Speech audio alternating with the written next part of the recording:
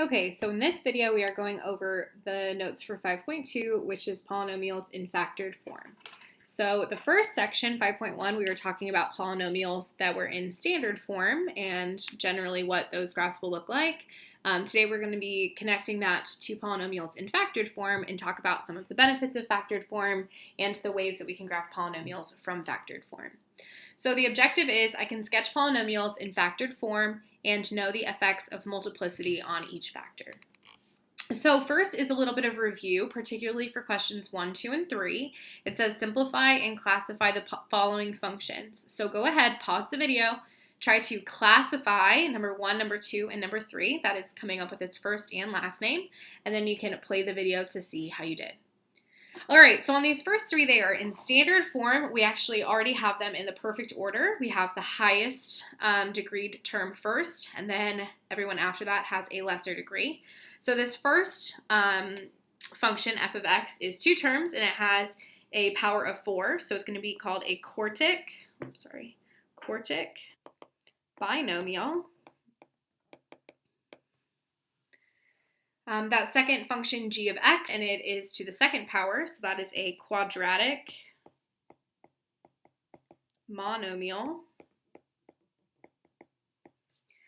And number 3 has 3 terms and is to the third power, so that is a cubic trinomial. Okay? Now after that, we actually have 2 polynomials that are in factored form, so that's the form we're going to be exploring more today. But if I want to classify these 2 polynomials, I have to put them into standard form, which is going to necessitate multiplying them. So on this first one, I'm going to want to FOIL, and then I'll deal with that negative second. So I'm going to have k of x equals, that negative's just hanging out front.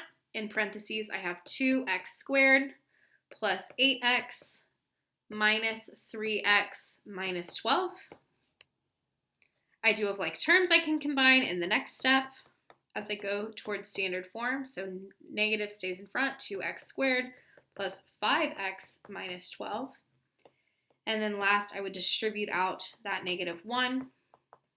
So negative 2x squared minus 5x plus 12. Okay, and now that that is in standard form, I can finally classify it. So this would be a quadratic trinomial. And actually, the hardest one is this last one. It is a polynomial in factored form. So see if that looks familiar to the factored form of a quadratic. Now, what we have to remember first off is x minus 2 to the second power means I have that factor twice. So I'm going to rewrite it so that it is fully factored out, kind of see what's going on. And then I have 2 binomial factors multiplying together, and then x minus 2 multiplying together. So I'm actually going to FOIL out these first 2. Sorry, my cats are fighting. Stop. Thank you. Okay. My bad. Sorry, guys. So I'm going to distribute out or FOIL out those first 2 factors, FOIL out the second 2, and then I'm going to multiply all of that together. So I'm going to have m of x equals, so for these first 2, and I'm going to leave them in parentheses because we're still multiplying, I get 3x squared plus 8x minus 3. Those second 2 factors, I get x squared minus 4x plus 4. So I went ahead and combined like terms on those ones. If you were wondering where those second terms came from, I combined like terms. Then I have m of x equals, and now I have to do even more foiling, okay? This is kind of advanced foiling. So like the first step, I'm going to take 3x squared and multiply that by all 3 terms. Then I'm going to do the same thing with 8x. So I got to multiply that by all 3 terms in that second trinomial, and then I got to do that one more time with that negative 3. Okay, so this gets a little messy. I'm actually going to do it in different colors, colors that match the highlighting so that we can see what's going on. So first, I distribute that 3x squared. So I'm going to get 3x to the 4th. Okay, then I'm going to distribute that again with that negative 4x. So negative 12x to the 3rd. And then one more time to get positive 12x squared. Now I can do the same thing, but I'm going to do it in purple because I'm going to distribute that 8x. So that'd get me what? Positive 8x to the third minus 32x squared plus 32x. Okay, again, kind of messy, but try to keep it organized. And then lastly, I'm going to distribute that negative 3. So I'm going to get negative 3x squared plus 12x minus 12. And then I have to go through and I have to combine all of my like terms. So again, we're trying to get to a standard form polynomial on this. So I can say m of x equals, okay, now I'm going to look for my highest degree term. So it looks like that's 3x to the fourth. So I can write that first. Now I want to combine all of my cubic terms, and it looks like I just have, what, 2 of them. So negative 4x to the third, to get rid of those guys. Then I'm going to look at my quadratic terms. So let's see, 12 minus 32 is negative 20 minus 3, negative 23x squared. Okay, then I got to combine my linear terms. So that is going to be 32x and 12x, so plus 44x. And then lastly, my constant of negative 12 at the end. So that was actually a lot of work to get its name, but good practice going from factored form to standard form. That is a quartic because it's to the fourth power 5-term polynomial. Woo, we already got our math workout in with that distribution. All right, so one of the objectives, actually the main objective today, is to sketch polynomials from factored form. And there are a few ways that we can do that, but one of the main ways we do that is with the sign test, okay? So we are going to be practicing sign tests a lot today. You'll see you also have these on Delta Math. So we have a polynomial in factored form, okay? Imagine you have factored, literally factored, oh, sorry, that was supposed to be form. You have factored out a polynomial so that you have all of these factors. This is where you do the zero product property to get the solutions and the zeros. And we're going to graph this as is. I'm not going to distribute it out to get it to standard form so that we can see the end behavior. We're going to practice graphing it from factored form. So from factored form, we know a couple things. We know the x-intercepts, and I get those from my factors, okay? Your x-intercepts occur when y equals 0, so imagine your output was 0 here. We would then be able to do the zero product property, and so that's how we get solutions. We'd have x minus 3 equals 0, so x equals 3. That gives us a x-intercept at the ordered pair 3, 0. And then we can do that same thing for that second factor, x plus 2. So use that zero product property that we used in our quadratics unit to get solutions. This format, we call them zeros or solutions. And then remember, x-intercepts are written as ordered pairs. So whenever I'm referring to an intercept, I'm writing that as an ordered pair. Now, here's how a sign chart works. You start out with basically a number line, so that's what's on the page in front of you, and you put your intercepts on that number line. So I'm going to go through and I'm going to say, okay, just generally speaking, I know that this graph is going to hit the x-axis at -2 and 3, okay? Those are two places where this graph is for sure going to hit the x-axis. There are x-intercepts. And what I want to do with the sign test is I want to figure out, okay, what else do I know about this graph? Mostly, where is the graph above or below the x-axis? Where is the graph above or below the x-axis? And for this, we use what's called, like I said, a sign test. So again, our sign test starts by having our x-intercepts, and then what you want to do is you want to find a test value. So you want to go through and you want to say, okay, I need a value somewhere in this region, an x value that is somewhere to the right of x equals 3. So anything would work. I like to pick generally the easier one, which is just going to be one number over. So 4 is going to be our test value. And you can call that a test value, TV, or just remember that we're picking a value in each section. Now I also want to find a test value between -2 and 3. Pick the easy one, 0.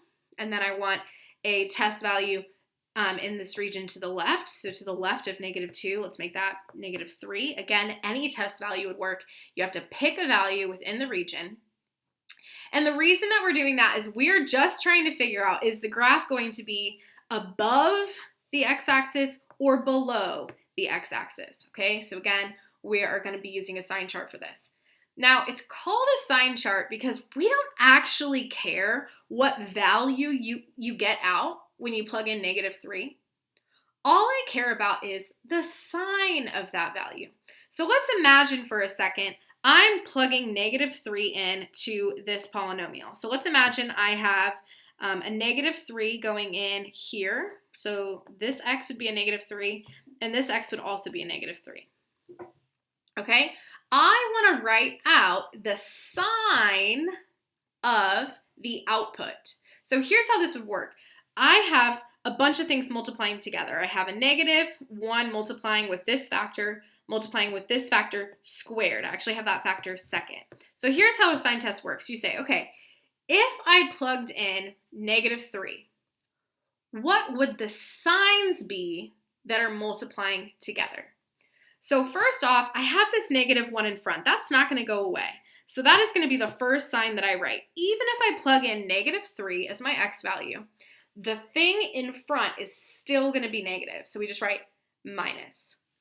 Then we're going to multiply that by this factor's sign if I plugged in -3. So if I plugged in -3 to that factor, I would have -3 minus 3, which would give me -6, and that has a negative sign. So essentially, I'm having a negative in front multiplied by this factor, which would also be negative because it'd be -6. Okay, so we keep going. Then what would happen if I plugged -3 into this factor? Well, I'd have -3 plus 2. That's going to give me another negative that I'm multiplying by. And also, I have this factor squared. Do you see that? So not only am I going to be multiplying by -1 or that -1 time, I'm going to be multiplying it twice. Now, I know that this looks like Morse code, but what does this say? Well, if I had a negative number times a negative number, I'd get a positive number for the first two. And if I had a negative number times a negative number, again, I'd get a positive. So if I had a positive times a positive, I would get a positive overall. And that's what we're looking for. That final positive is what we're looking for with the sign test. A negative times a negative times a negative times negative gives me a positive number overall. So that tells me that in this section of the graph, it is going to be above the x-axis. Anytime you get positive or a plus, it's above the x-axis. Okay, I know that was really tricky, so let's practice the next region. So then we go to our next test value, 0. And I say, okay, what are the signs that I would get if I replaced every x with 0? Well, you have that negative in front. Even if I plug in x equals 0, it's still going to be a negative in front multiplying because there's that -1 that is always going to multiply. Then I have my first factor. That would be 0 minus 3. So that's going to give me a negative overall. So I'm multiplying a negative by another negative. I then am putting 0 in. I have 0 plus 2. Well, that's positive, and I have that factor twice, right? So times 2 positive numbers there at the end. So we want to think, what happens if I had a negative number times a negative number times a positive number times a positive number? Well, I'm going to have negative times a negative, which gives me a positive, times another positive. So that's going to give me positive overall again. So not only am I above the x-axis to the left of -2, but I'm also above the x-axis to the right of -2 in that middle section of the graph. Okay, let's try one more. And again, I only labeled one of these TV. I'm going to label them all TV on this one, just so we know that that is the test value. So now what are we going to test? We're going to test 4. What happens if I plugged 4 in to that factored form of the polynomial? Well, in front, I still have a negative number, so the first thing multiplying is negative. Then I'd plug in a 4. 4 minus 3 gives me 1, which is positive, so that second thing multiplying would be positive. Then I would have 4 plus 2, which is 6, so positive. and I'm going to have it twice, right? Because that factor is squared. So what's going on in this section? Well, overall, I have a negative times a positive, which gives me a negative, and I'm multiplying that by more positives. So this is going to stay negative overall. So this is the only section of the graph where it's going to go below the x-axis. And that is considered a complete sign chart. We did the sign chart. Now we want to see how that sign chart, we call that a sign test, we want to see how that relates to our graph. Okay, so let's go over to our graph for a second. On this graph, I would still have the x-axis, and I know I have to have negative 2 and 3, so I'm going to scale it real fast. You can keep this pretty simple. You don't need to scale your y-axis yet. So there's my x-axis. I have 3, and I have negative 2. All right, so we're going to keep in mind what polynomials look like. They have these shapes, right, and arrows, and then end behavior. So I have to make a polynomial that is above the x-axis, above the x-axis. It has to hit at negative 2, though, the x-axis and negative 2.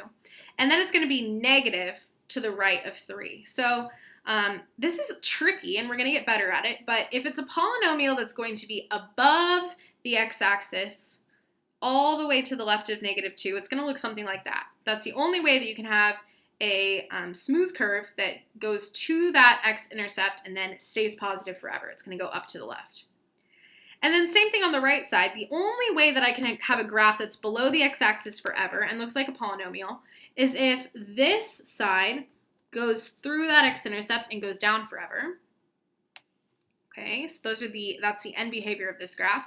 And then that middle section stays positive. So this is a little bit awkward, but it's actually going to bounce off negative 2 and then come back down.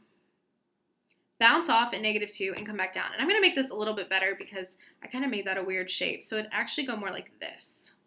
It'd actually go more like that. It's slowly going to the right forever. Okay? Now, the sign test helps you graph a polynomial. A polynomial can actually also help you make a sign chart and make a sign test. And so we're going to talk about that more in a second. But the idea is, on my sign chart, I have my x-intercepts. The graph has to be in those places. And the signs tell us if we're going to be above the x-axis or below the x-axis. Okay, so that's enough for that example. We're going to keep practicing sign charts, but that is a basic sign chart, and we're going to kind of get more complicated with these as we do more examples. All right, so let's practice the sign chart. This actually is in standard form, okay? We only do sign charts with factored form, so let's go ahead and factor this so that we can practice our sign chart one more time. So as I look at this, it's a cubic trinomial. I'm going to take out the GCF. There's a GCF of 2x, so I can take that out front. I would be left with x squared minus 2x minus 15. And then I'm going to factor this one more time so that I have linear factors left. So 2x stays in front. I would do guess and check with that trinomial to get x minus 5 and x plus 3. And then I have created the factored form of a polynomial. Okay, so I now have this polynomial in factored form. I was able to factor it. You can't always do that so nicely, but in this example, I could. Now for our sign chart, we need our zeros and our x-intercepts. So again, zeros are the solved version of the zero product property. So this first x can be set equal to 0. So one of my solutions, one of my zeros of the function. X equals 5 is the next one. X equals negative 3 is the last one. Again, I found those using the zero product property, knowing that the x-intercepts and the solutions occur when y equals 0. So as intercepts, we would have 0, 0, 5, 0, and negative 3, 0. And those are going to be the x values that I add to my sign chart. So 0, 5, and negative 3. Those are the x-intercepts. And let me do these as lines, actually. That'll be a little better. Okay. So let's go through this process again. We're working with the pluses and minuses, a little bit tricky, figuring out if our graph is going to be above or below that x-axis, and we also have to have those test values. So for my test values, I'm going to do 1 and 6. So 1 is between 0 and 5, 6 is obviously to the right of 5. I'll do -1 and -4. And then I'm going to go through, I'm imagining that I'm putting my test values in the factored form. Always use this factored form for a sign test. So we're imagining what happens if this y, or this x, sorry, was -4. This x was -4. This x was -4. Notice, all of my factors are linear. I do not have any squareds on these. So again, we're going to imagine we're plugging that -4 in, and we're figuring out what are the signs of each thing that's multiplying together. Okay, so we'll do it a little bit faster this time. When I plug in -4, I have 2 times -4 or -8. So that'll be negative first. Then I'm going to have -4 minus 5. Well, that's -9, so negative overall. And then I have -4 plus 3. That'd be -1, so negative overall. So if you have a negative times a negative, that gives you a positive, but then I would multiply it by a negative again to get negative overall. So to the left of -3, we're going to be below the x-axis.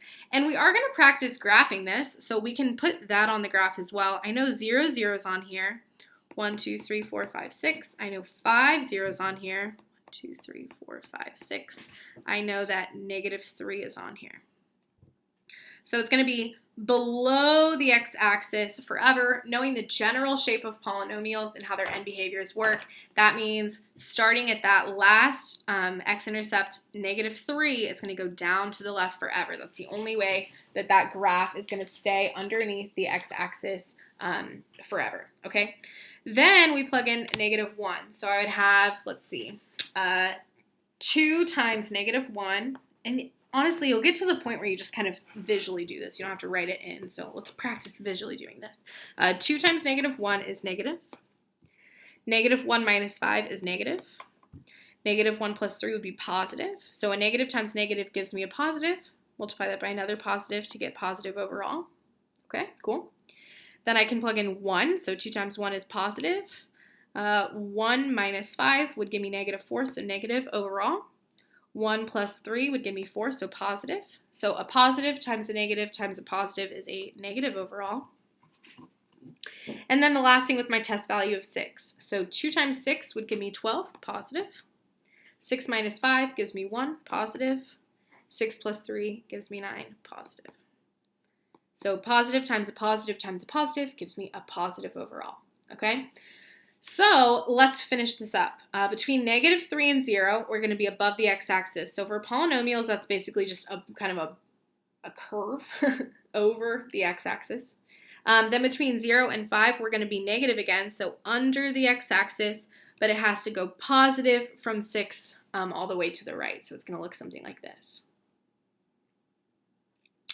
Now, this is also consistent with what we learned the other day because this is a third-degree polynomial with a positive leading coefficient, right? And in standard form, that's the only way we've practiced graphing before. This still works. So it should act like a positive line because it's odd. And it should have 2 bumps because the degree is 3. So that works. It has 2 bumps. It has that general shape of a line overall. So again, these things are connecting. We're just looking at a different form of polynomials, factored form of polynomials. Standard form is the one that we've already discussed.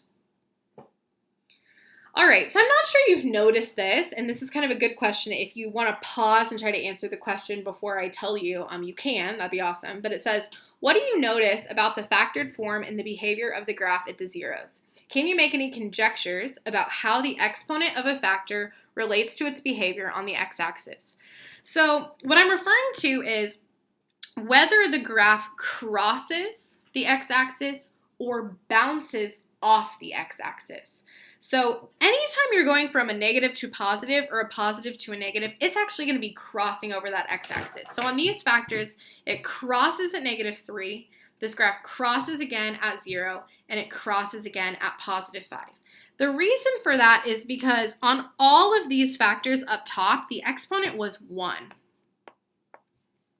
Okay, I had x to the first, x minus 5 to the first, x plus 3 to the first. So all of those exponents were odd. They're all to the first power, and that is why our graph crossed at those locations. So anytime a factor has an odd exponent, the graph crosses the x-axis at that point, right? So since x minus 5 had an odd exponent, in this example it was 1, but it had an odd exponent, it's crossing at x equals 5. It's crossing at the solution or the 0 that goes with that. Same thing here. Since x plus 3 had an exponent of 1, we crossed at negative 3, the 0 that goes with it. Since 2x had a power of positive 1, I crossed at x equals 0. That is the 0 or the solution that goes with it. Now let's look back at the previous example. What happened here? Well, here I actually have a slightly different situation. One of my factors has an even exponent. The other one has that implied one that we're used to. So of course at positive 3, it crossed from above the x-axis to below. But what happened at x equals negative 2? Since that factor had an even exponent, it's actually going to bounce. Do you see how that works? So that is part of why my sign chart went from above the x-axis to above the x-axis, because that factor had an even exponent, and so we're actually bouncing off that x-axis. So that is actually a rule. Like I said, if a factor has an odd exponent, the graph crosses the x-axis, and we have the rule for evens too, it's just bouncing. So if a factor has an even exponent, sorry guys, my cat is playing with her toy, just ignore her. Factor has an even exponent, the graph is going to bounce off the x-axis. And this is just another thing that we can add to our polynomial toolbox, if you will, because again, all of these ways of graphing polynomials check each other. So we used the sign chart to graph this, but once you know that about these zeros and about the exponents, you can then check, oh, did it cross where it should have crossed? Yes, right? We didn't need that because we had the sign chart, but we can use it to check our graph. Same thing up here. I used the sign chart to graph this polynomial, do a rough graph of this polynomial, but again, we also can use the fact that that 2 tells me it's going to bounce off. Bounce. We can use the fact that x minus 3 had a exponent of 1, which is why it crossed. Right? So they're all checking each other. They're all things you want to be aware of. You still want to remember what we learned about the curves being 1 less than the degree. You still want to remember what we learned about leading coefficients and how that affects end behavior, because all of that is still applying. None of that's going away. We're just building on it. Now, the last thing I want to do is give you a little bit of vocab. So this idea of odd exponents making a factor cross, even exponents making a factor bounce, that is called multiplicity. So say I had x minus 1 to the third power. 3 is its multiplicity. So if we're ever referring to that exponent, we're going to call it multiplicity. Okay, and what you would say is you'd say x equals 1 is the solution, multiplicity 3. So you do capital M and then a 3. We could also say, so for example, this would cross at that x value. Cross, at x equals 3. Or at x equals 1. Because it has an odd multiplicity. So if it was x minus 1 to the second, you would say the multiplicity is 2. So it's going to bounce because it has an even multiplicity. So that word's going to come back a lot. We're going to keep practicing that. But if I say multiplicity, I'm referring to the degree on the exponent. Or the degree on the factor, or the exponent on the factor. Okay. Now, I feel like we've gotten this, or we're getting this, but just as a quick refresh, standard form of a polynomial, let me give you an example, would be like f of x equals, let's just do x squared, and we'll do actually x to the third, plus 4x squared plus 3x plus 12. okay? So that is an example of a standard form polynomial. What do we know from a standard form polynomial? Well, we know a couple things. We know our leading coefficient and degree. We also know our y-intercept, which is pretty cool. The y-intercept usually is, it's actually always in standard form, the constant at the end. So the y-intercept on this one would be 0, 12. And you get that by plugging in x equals 0. The thing is, when you plug in x equals 0, everything with an x goes to 0, which is why it's always the constant. But you can always plug that in just to verify that you're getting the correct y-intercept. Now, to get to factored form, as hopefully we remember, we factor, okay? So this is a 4-term polynomial I could factor. You don't have to factor by hand. I'll just tell you this factors to be f of x equals x plus 4 times x squared plus 3, okay? This actually is going to give us an imaginary root, which is fine, but this is the factored form of this particular polynomial. And what do we get from the factored form? Well, we know quickly if we have real or imaginary solutions, because when you do the zero product property, those are going to show up. And then from that, we also get our x-intercepts. So for example, x plus 4 has multiplicity of 1, right? We know that now. So x equals negative 4, that's a 0 or a solution, and negative 4, 0 would be the intercept. Now again, for the second one, when we do the zero product property, something interesting happens. I subtract 3 from both sides. I square root both sides. I get the x equals plus or minus I square root of 3. So this is not an x-intercept because that's not something we know how to graph on the plane that we're dealing with right now, but it still is a solution. So sometimes you'll have a solution or a 0 to a polynomial, but it's not actually an x-intercept because it is complex. So really keeping in mind, how do we get from a standard form to a factored form polynomial, and then also remembering how do we go backwards with distribution, which is something we practiced again on that first page. Now the last question on here, it says, how do forms of polynomials relate to the quadratic forms we learned last semester? They're actually the same forms. They can just have more factors being multiplied.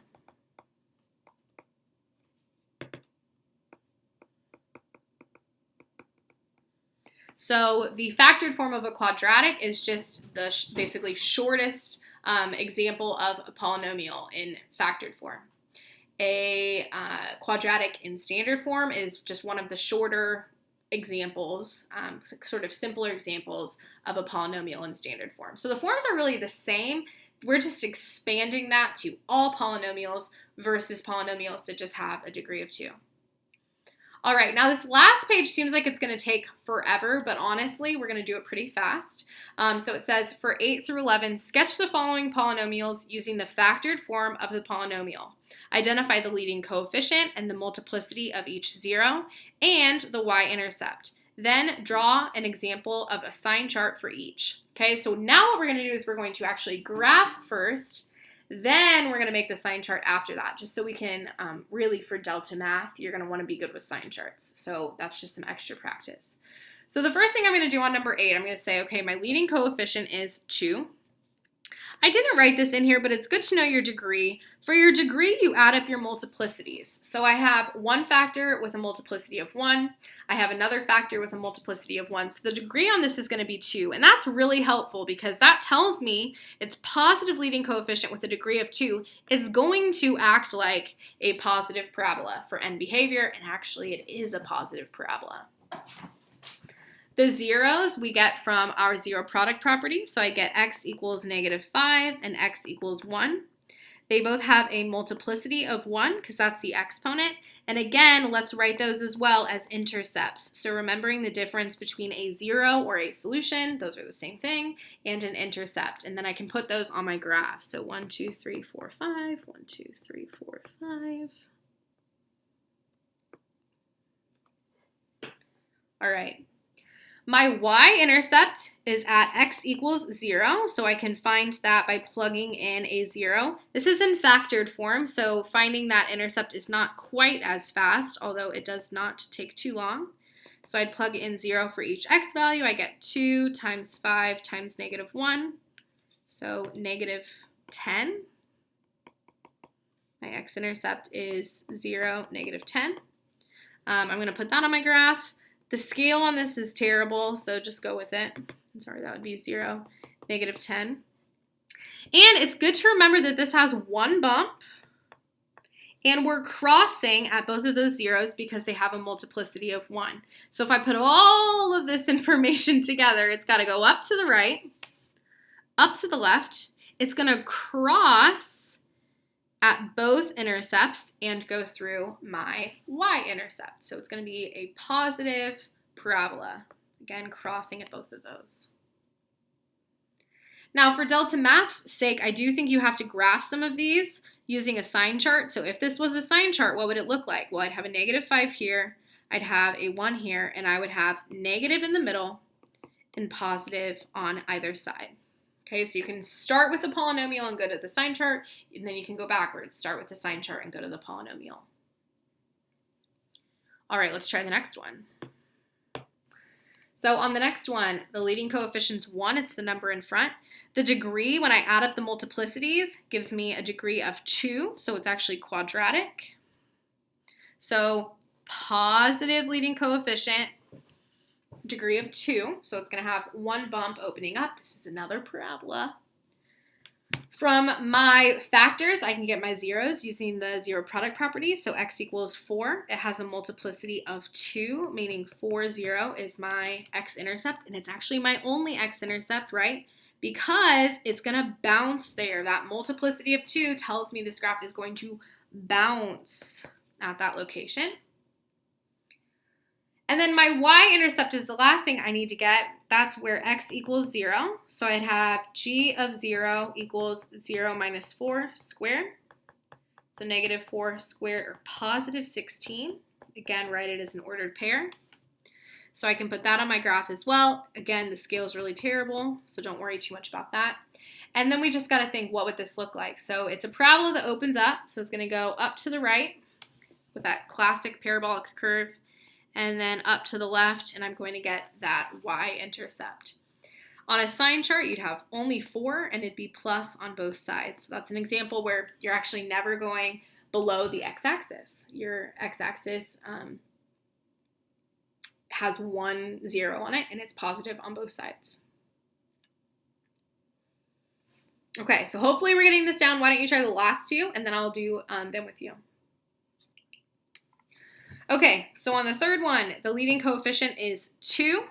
If you add up their multiplicities, the degree, so it's going to look something like this, have the shape of a line overall, and I guess sometimes just the positive line is easier. So the end behavior is like a positive line, but it's going to have 2 bumps. My zeros equals 3, x equals -2 from the zero product property.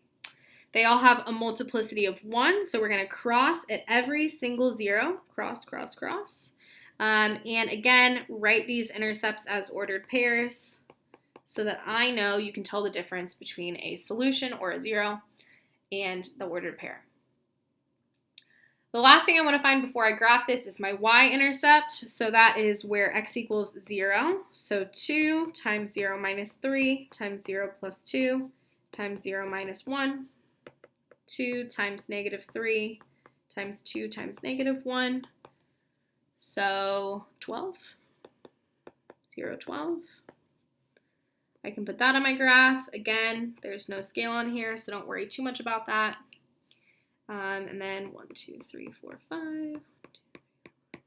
I can graph the rest of these. Again, I'm going really fast just so that you can get through this video, but please pause if you need to.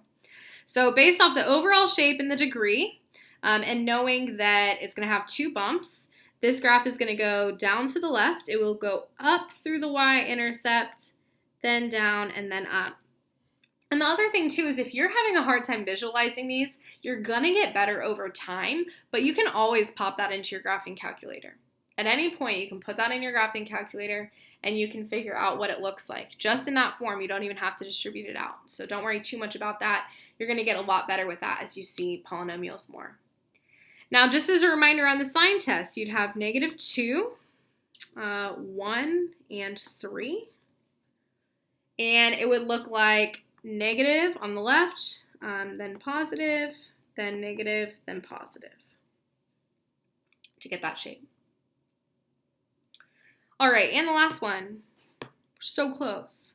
So my leading coefficient is 1. That's the number in front. My degree I get when I add up the multiplicities. So on this one, it's 3. So this is going to act like a positive line again.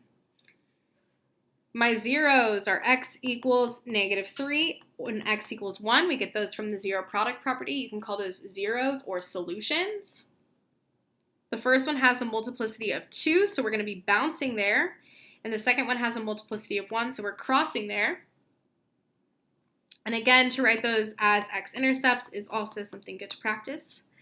My y-intercept is where x equals 0, so m of 0 equals 0 plus 3 squared, super important, times 0 minus 1. So that'll actually be 9 times -1 to get me -9 as my y-intercept. So I can put that on here. I can put my x-intercepts.